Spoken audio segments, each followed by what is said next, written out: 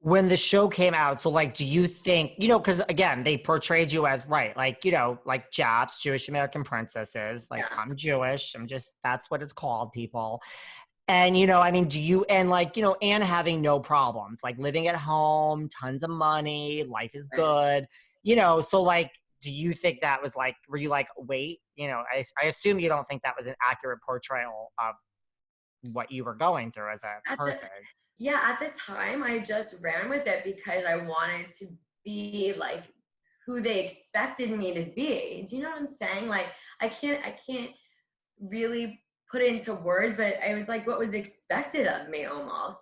And in that sense, it made me want to do better and get more and be, this typical like not like be this typical princess of Long Island, but be who they wanted me to be almost.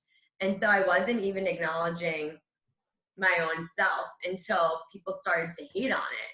And I'm like, wait, this isn't even who I am. Like, this is a TV show. You realize that, right? And I'm like, no one ever asked me about my real life. Like, I mean, that is my real life, but I'm filming a TV show at the moment. Like, just a few months before, I had to quit my job working at a showroom in New York City because they told me I couldn't film and work at the same time.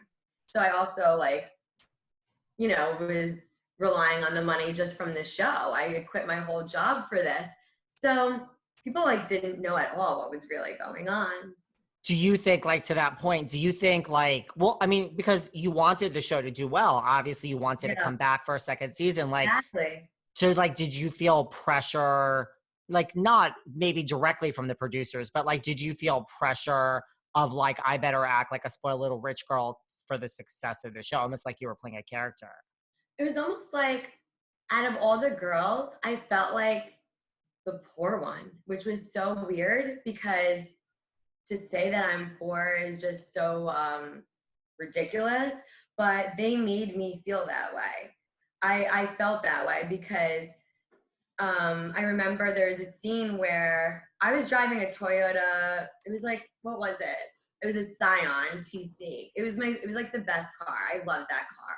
And I remember I was going to dinner in that car, and whoever was on, on the scene that day was like, take your mom's car, which was a Mercedes.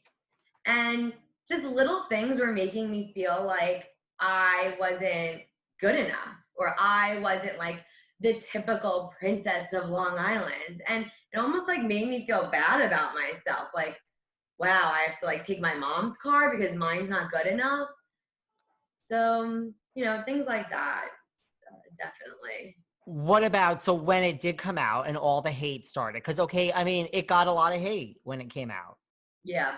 I think like in the June 2013 New Yorker, there was an article that just said like the sad princesses of Long Island, and then it went into this whole thing about, this is offensive to like Jewish people.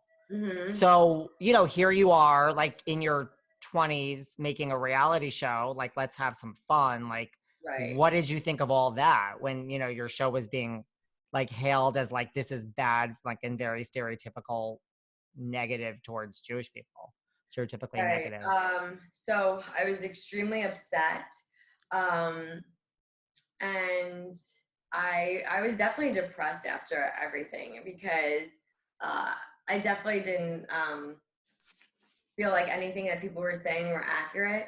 And there was this one instance where we were all invited to a photo shoot at the New York Post, and we were so excited for it. And then the cover of it was called like Spoiled Rotten. And I really wanted to like hang that up in my room, like the photo shoot, but then it said spoiled rotten. And I wanted to like frame the New York Post thing. And I'm like, I don't want to frame this. I'm not spoiled rotten. Like this isn't anything that I am. And it just made me feel like I had to defend myself constantly. And I didn't even want to leave the house because, Great Neck is such a small town and everyone was like really excited for me and was rooting for me because we're putting Great Neck on the map almost. And when they saw cameras, they were so excited about it. The town was. And then when that came out, it was almost like I had to defend myself. I had to defend Jewish people. I had to defend Long Islanders. I had to defend Great Neckers. I had to defend everyone. And like, no, we're not like this, you know. So it was a lot, and I feel like we could have had more help than we did. And I think that we were just set up in a way where they wanted to see, okay, can they kind of fend from themselves here, and we're gonna just see how this unfolds. And if it unfolds well, we'll do another season. And if it doesn't, we had nothing to do with it. That's just how it felt. It didn't feel. We had all these PR people that were like our go-tos, and then like when things like this were happening, they were so silent. And I feel like we could have had more help in that direction, because it was a lot to put on, you know, young 20-something-year-olds that have never been on TV in their lives. And I know the other girls very well, and even though I don't get along with all of them, none of them are what people said. None of them.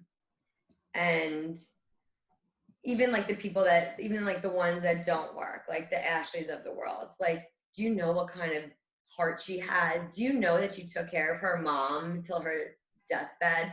Do you guys know anything about like her actual life? No. So it was just, you know, everyone was getting it. We were all being attacked in some way. And it was just really heartbreaking. And I remember we all had a conference call like at the end. It was almost nearing our contract ending, to see whether we were getting picked up again or not. And it was just kind of like, guys, like this isn't gonna happen. I don't, you know, I don't think that, you know, this is gonna work. And we all tried collaborating together in this big email, and like to no fruition, obviously. And we were just kind of from that point just left in the dust to fend for ourselves. And it really affected my life afterwards, where I had to try even harder to be taken seriously in the workforce. And after the TV show, I took, you know, my job very seriously, because I had one before the show, and then I had to get one again. So it was like, it was my reputation, it was my being, and people would see, you know, they would Google my name and be like, oh, she was a princess of Long Island. I don't want to hire her. She's probably a brat.